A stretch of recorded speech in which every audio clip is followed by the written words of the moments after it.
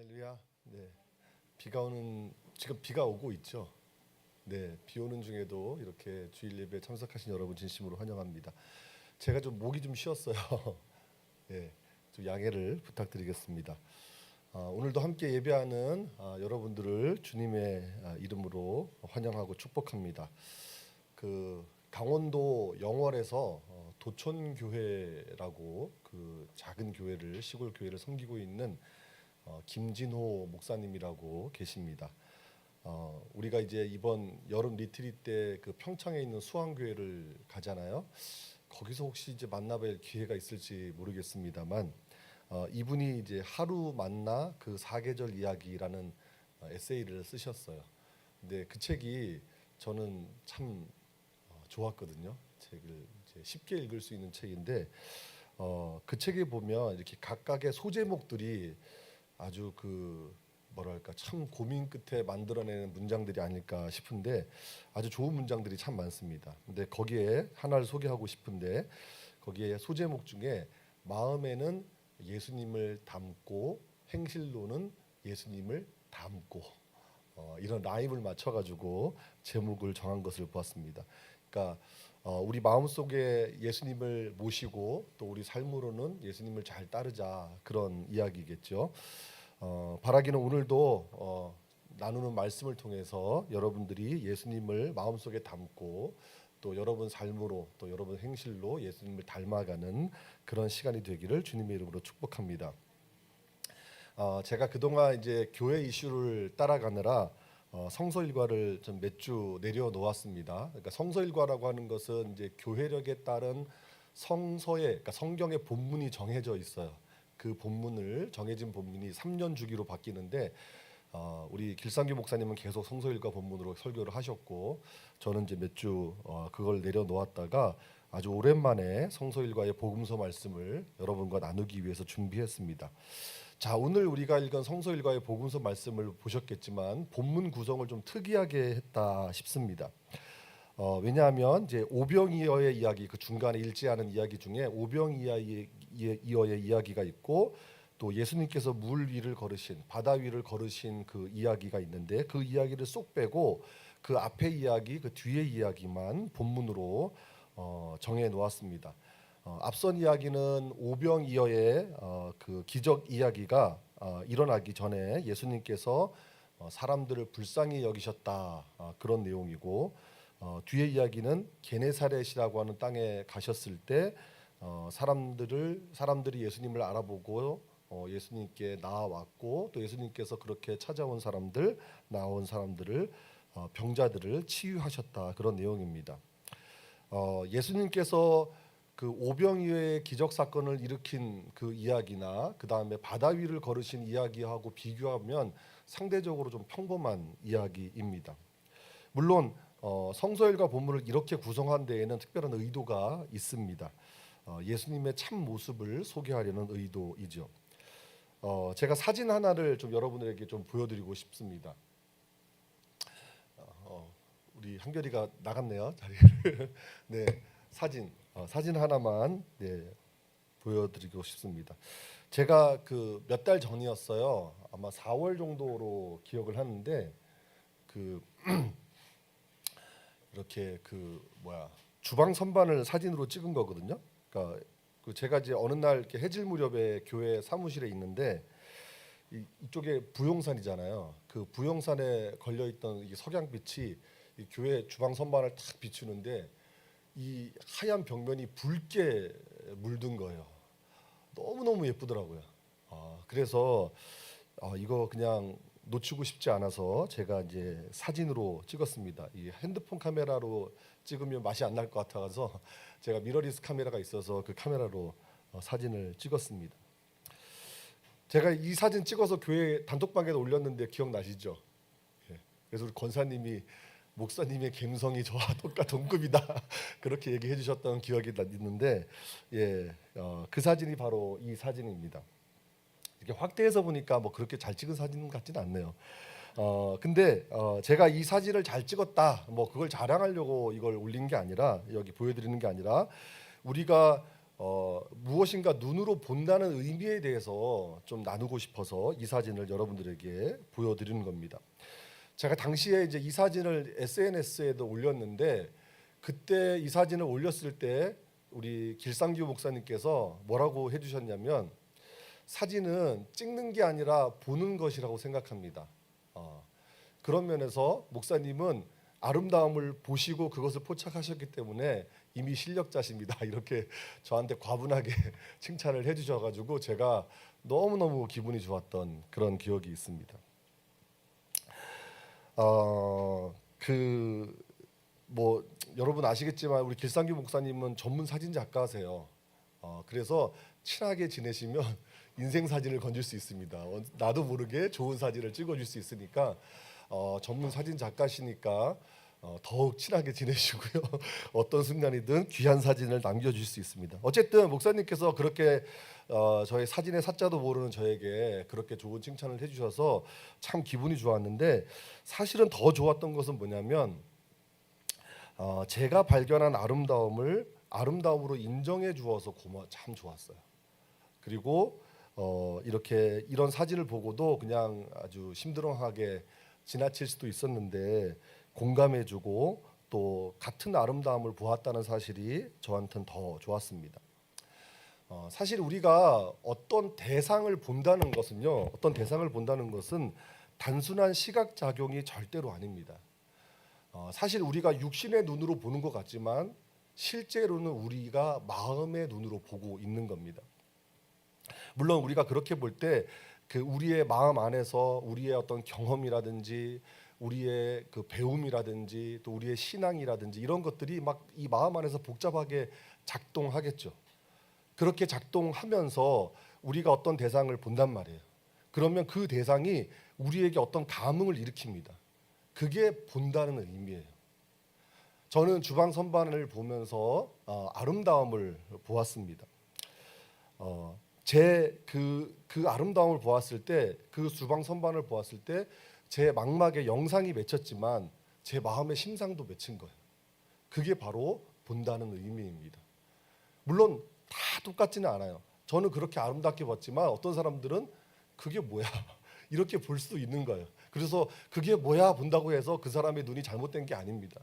또 다른 면에서 아름다움을 볼 수도 있고 놀라움을 볼 수도 있기 때문에 사람들이 다 똑같지 않다는 거, 그걸 좀 여러분 먼저 기억할 필요가 있어요. 저는 오늘 예수님의 눈을 말씀드리고 싶습니다. 예수님께서 세상을 어떻게 보셨는지, 더 정확하게 표현하면 예수님은 어떤 마음을 가지시고 세상을 바라보셨는지 그것을 여러분들과 나누고 싶습니다. 오늘 우리가 이제 본문을 읽었는데 오늘 본문에서 가장 중요한 구절은 34절의 말씀입니다. 34절에 보시면 예수님께서 큰 무리를 보셨다 그렇게 말씀하죠. 그리고 그들이 마치 목자 없는 양 같아서 불쌍히 여기셨다고 말씀합니다. 큰 무리를 보셨다는 것은 예수님을 향해 나온 수많은 사람들을 보셨다는 이야기고, 당시에 예수님을 찾는 사람들이 워낙 많았기 때문에 뭐 새삼스러울 것도 없는 그런 광경입니다. 그런데 그렇게 찾아온 사람들이 예수님의 눈에 불쌍하게 보였다는 거예요. 예수님의 눈에 불쌍하게 보였다는 거예요. 목자 없는 양 같아서 불쌍하게 보셨다는 겁니다. 성경에서 목자 없는 양이라는 말이 제일 처음으로 사용된 것은 민수기 27장 17절입니다. 어떤 내용이냐면 하나님께서 모세에게 아바림산 가나안 그 산에 올라가서 가나안 땅을 보게 하십니다. 그러면서 너의 형 아론이 너의 조상에게 돌아간 것처럼 너도 곧 너의 조상에게로 돌아가리라. 무슨 얘기입니까? 곧 너도 죽게 될 거라는 거예요. 너는 가나안 땅을 바라보겠지만 그 땅을 들어가지는 못할 거야. 너도 이제 너의 인생을 다 할 그 순간이 곧 찾아올 거야. 그렇게 예수님 하나님께서 모세에게 말씀하시는 장면에서 모세가 하나님께 청원하는 기도하는 내용에 이런 내용이 있습니다. 모든 육체의 하나님, 생명의 하나님, 원하건대 한 사람을 이 회중 위에 세워서 이들이 목자 없는 양과 같이 되지 않게 해 주소서. 모세가 하나님께 기도하는 거예요. 그때 하나님께서 그 모세의 기도를 들어주시고 눈의 아들 여호수아를 백성들의 지도자로, 목자로 세우라고 하시죠. 구약 성경에서 목자는 하나님, 그러니까 주님을 표현하기도 해요. 가장 대표적인 게 시편 23편에 보면 여호와는 나의 목자시니 하는 그런 고백이 있지 않습니까? 그렇게 주님을 표현하기도 하지만 주로는 이스라엘의 지도자를 은유적으로 사용할 때 목자라는 단어를 씁니다. 가령 사무엘하 5장 말씀에 보면 다윗이 이제 막 사울에 쫓기다가 그런 막 힘든 과정을 거치다가 헤브론 땅에 있을 때 이스라엘의 장로들이 헤브론에 다 모여서 이 다윗을 이스라엘의 왕으로 세우는 그런 내용이 있거든요. 그때 그 이스라엘 장로들이 헤브론에 모여서 다윗을 앞에 두고 이렇게 선언합니다. 하나님께서 당신을 이스라엘의 목자가 되게 하셨다. 그러면서 다윗을 이스라엘 왕으로 받아들입니다. 목자, 바로 그런 의미입니다. 예레미야나 에스겔 같은 예언서에도 이스라엘의 지도자를 목자로 비유하는 내용이 참 많습니다. 이때 목자는 단순히 정치적인 지도자만을 의미하는 것이 아니라 이스라엘을 하나님에게로 인도하는 영적인 지도자를 의미가 하는 것이 더 강하겠죠. 그러므로 목자가 없다는 것은 이스라엘이 방향을 잃어버릴 수도 있다는 뜻입니다. 이스라엘의 목자로 살았던 모세가 자신의 사울을 염려했던 이유가 무엇이겠습니까? 자신이 죽고 나면 내가 이때까지 평생 이스라엘의 목자로 살아와서 이들을 출애굽시키고 그리고 그 광야 생활을 이끌고 그리고 가나안 땅으로 인도하는 그 사역을 내가 감당해 왔는데 내가 죽고 나면 이 목자로서의 사역을 신실하게 감당할 사람이 과연 누가 있을 것인가? 그거에 대한 염려가 있었던 것이죠. 혹시라도 목자가 없다면 이스라엘이 하나님 나라의 백성으로 살지 못하고 하나님에게서 멀어지는 그런 일이 생길까봐 두려웠던 것입니다. 그래서 하나님께 모세가 간절하게 기도했던 거예요. 자신이 감당했던 목자의 사역을 신실하게 이을 사람을 구한 겁니다. 하나님께서는 그 기도에 응답하셔서 하나님의 영이 머무는 자, 바로 눈의 아들 여호수아를 이스라엘의 목자로 세우신 거죠. 하나님은 그렇게 이스라엘의 역사를 이끌어 가셨습니다. 자, 그런데 우리가 성경을 읽어보면 이제 예언서쯤에 오면 그 예언서의 맥락에서는 목자 없는 시대를 탄식하는 내용이 참 많습니다. 가령 스가랴 10장 2절에 보면 목자가 없어 백성들이 곤고를 당한다 이런 기록이 있습니다. 그 스가랴 10장 2절을 제가 세번역 성경으로 찾아왔는데 이렇게 기록합니다. 드라빔 무상은 헛소리나 하고 점쟁이는 거짓 환상을 본다. 그들은 꾸며낸 꿈 이야기를 하며 헛된 말로 위로하니 백성은 양떼같이 방황하며 목자가 없으므로 고통을 당한다. 자, 여러분 스가랴 시대에 목자가 없었을까요? 그 이스라엘 백성들을 지도하고 인도하는 지도자들이 없었을까요? 있었어요. 있었습니다. 스가랴 시대에도 목자라고 불리는 사람들이 있었습니다. 하지만 그들은 자기의 안위만 생각했지 백성들을 먹이고 살리고 인도하는 일에는 관심이 거의 없었습니다. 그래서 꾸며낸 이야기를 만들고 헛된 이야기, 공허한 이야기 그런 이야기들만 늘어놓았습니다. 사람들을 하나님께로 이끈 것이 아니라 오히려 하나님에게서 멀어지게 만든 것이죠. 사실 이스라엘 역사에서 목자라고 불리는 사람들은 끊임없이 있어 왔습니다. 백성이 있는데 어떻게 지도자가 없을 리 있겠습니까? 하지만 솔로몬 이후에 이스라엘이 분열 왕국의 길을 걸으면서 진짜 목자였던 사람은 많지 않았습니다. 우리가 성경을 보면 진짜 겨우 손으로 꼽을 정도예요. 이걸 역설적으로 표현하자면 이스라엘은 목자는 계속 있었지만 목자가 없는 시대를 산 거예요. 그러는 사이 이스라엘은 하나님에게서 점점 더 멀어져 갔던 겁니다. 물론 거짓 목자들을 좋게 여기는 사람들의 불순함도 있었겠지만 근본적으로는 목자들의 잘못이 컸기 때문에 이스라엘이 불순종의 역사, 불신앙의 역사를 써왔던 거예요. 예레미야 5장 30절 31절에 보면 지금 우리의 기준으로 봤을 때도 굉장히 무서운 말씀이 있습니다. 예레미야 선지자가 이렇게 선포합니다. 이 땅에 무섭고 놀라운 일이 있다는 거예요. 그러면서 이렇게 얘기를 합니다. 선지자들은 거짓을 말하고 제사장들은 자기 권력을 행사하는 데 바쁘고 백성들은 그것을 좋게 여기니 너희가 마지막에 어떻게 하려느냐. 그 당시의 상황이 그랬다는 거예요. 에스겔 선지자는 목자는 있지만 진짜 목자가 없는 시대를 이렇게 선포합니다. 에스겔 34장 2절과 3절을 제가 새번역 성경으로 읽으면 이렇습니다. 자기 자신만을 돌보는 이스라엘의 목자들에게 화가 있을 것이다.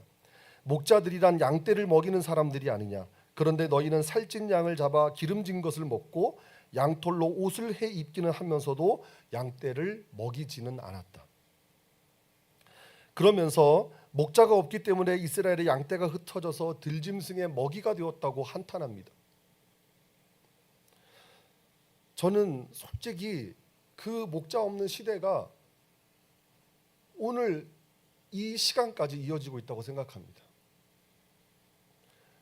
우리 기독교가 왜 많은 사람들에게 지탄의 대상이 되어 가고 있는 것입니까?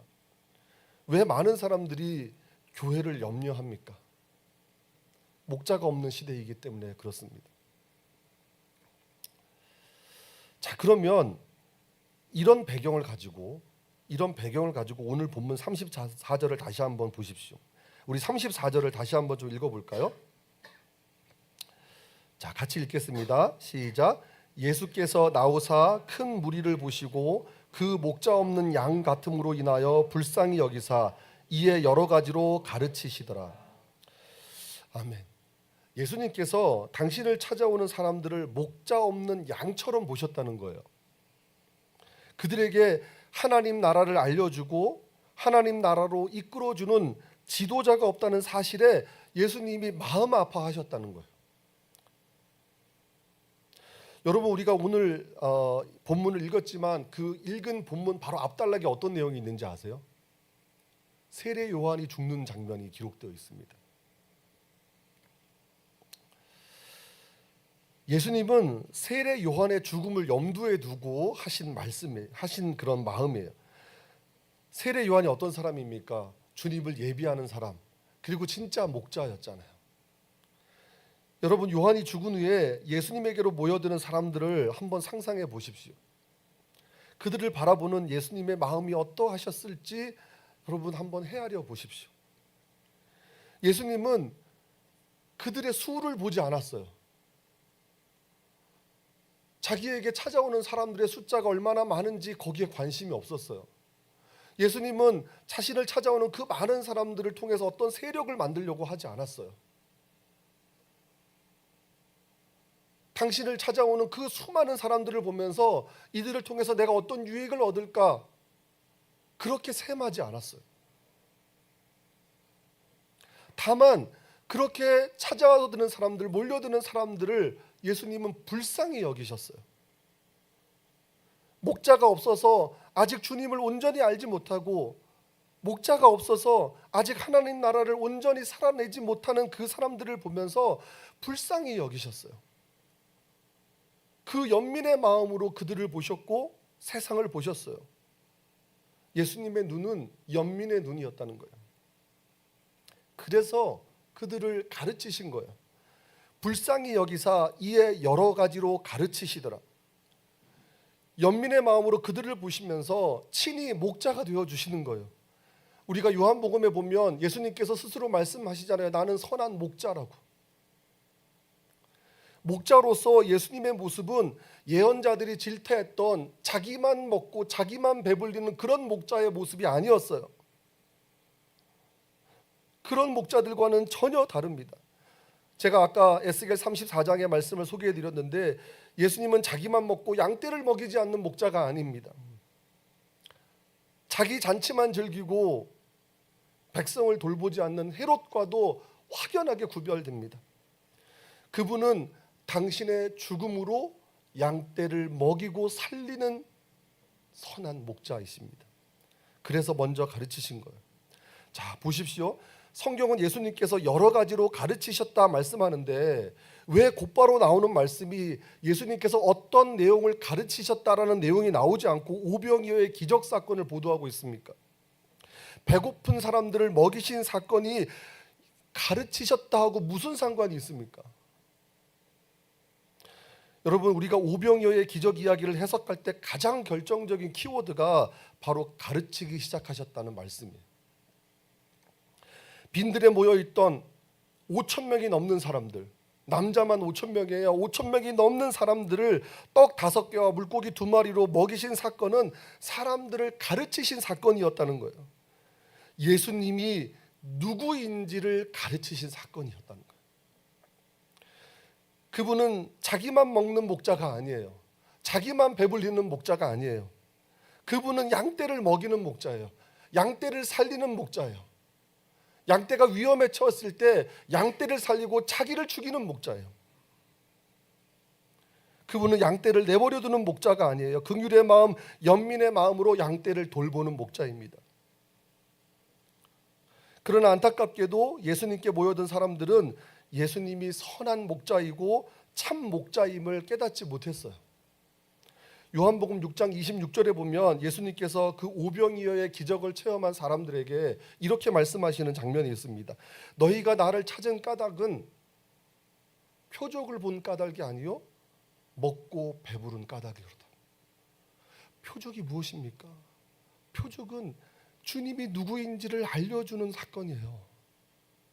단순한 기적이 아니라 그 기적을 통해서 이 기적을 베푸신 이가 누구인지를 알려주기 위한 거예요. 그런데 사람들은 기적에 집중했는데 기적을 베푸신 이를 집중하지 못했어요. 먹고 배부르니까, 자신의 필요를 채워주니까, 그래서 예수님을 더 찾았던 거예요. 허기를 채우고 필요를 채웠을 때 주님을 알아봤어야 했는데 그러질 못했어요. 기적 사건에는 주목했지만 그 기적을 베푸신 의도를 헤아리지 못하고 그 기적을 베푸신 이가 누구인지를 확인하지 못했어요. 심지어 제자들조차도 깨닫지 못했다고 말씀하지 않습니까? 우리가 오늘 읽지는 않았지만 52절을 보시면 예수님께서 바다 위를 걸으신 사건을 보고도 제자들이 어떻게 반응했습니까? 떡 떼시던 일을 깨닫지 못하고 도리어 그 마음이 둔하여졌다고 말씀합니다. 자, 그런 면에서 게네사렛 땅에서 일어난 사건은 앞선 사건들과 뚜렷하게 대비가 됩니다. 54절을 보면 예수님께서 배에서 내렸을 때 사람들이 예수신 줄 알아보았다고 말씀해요. 그리고 55절에 보면 온 지방으로 사람들이 막 돌아다니면서 예수님이 우리에게 오셨다라고 알립니다. 그랬더니 막 사람들이 병자들을 막 침상째로 메고 오는 거예요.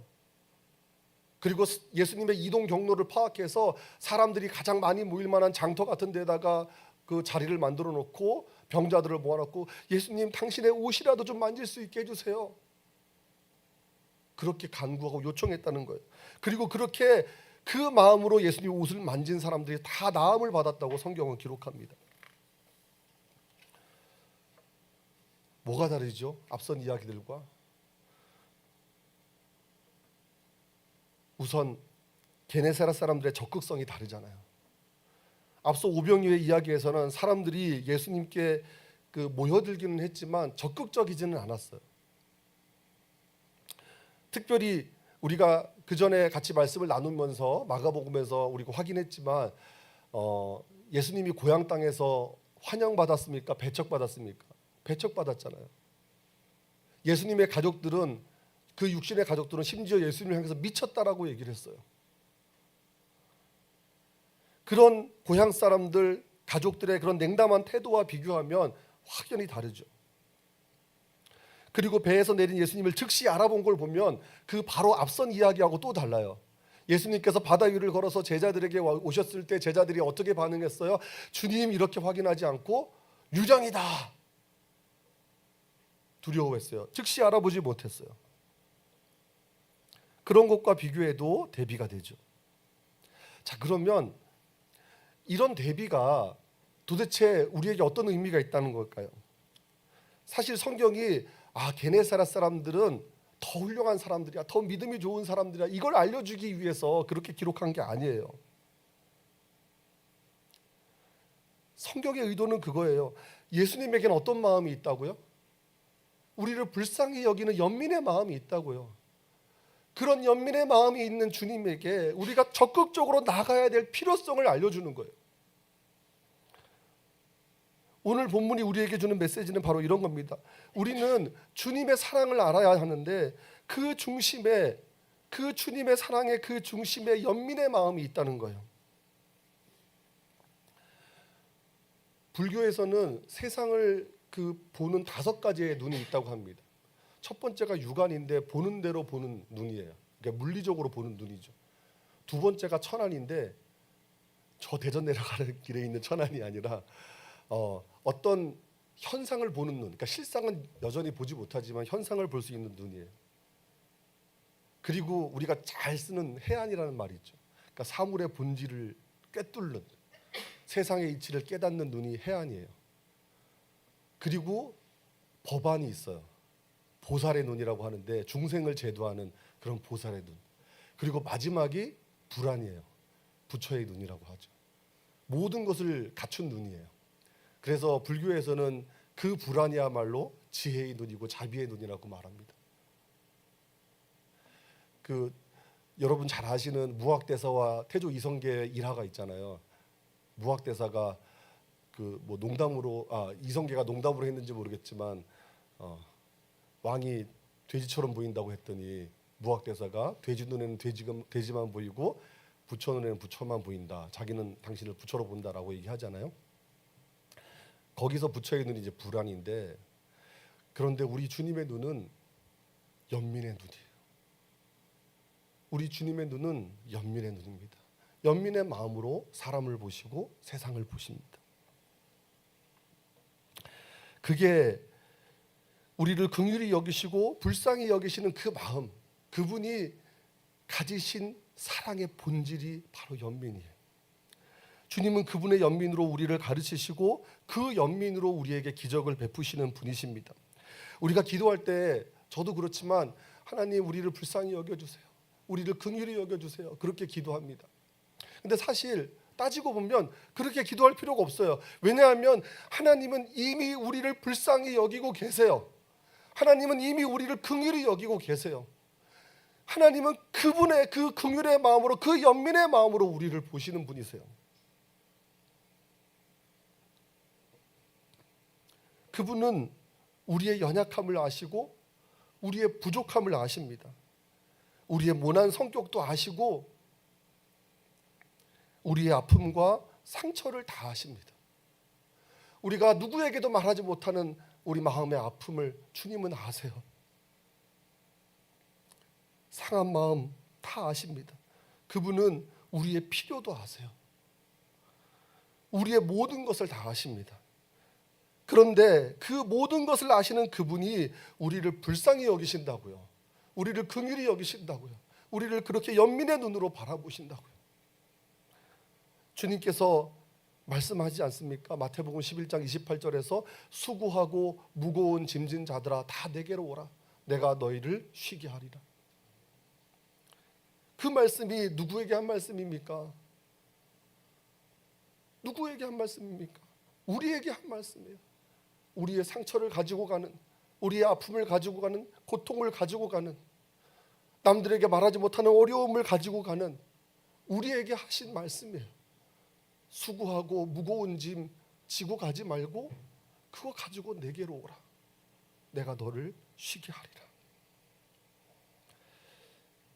그 말씀이 우리에게 한 말씀인 줄 믿습니다. 이제 망설이지 말고 주님께 나아가는 우리가 되기를 주님의 이름으로 축복합니다. 우리가 삶의 도전 앞에서, 삶의 문제 앞에서 끙끙대지 않고 먼저 주님을 찾고 주님께 나아가는 우리가 되었으면 좋겠습니다. 때로는 주님께서 응답 대신에 아직은 안 돼, 조금 더 기다려, 이렇게 말씀하실 수도 있어요. 하나님 이것 좀 해주세요. 하나님 도와주세요. 간절한 마음으로 하지만 하나님이 보실 때 아직 아니야.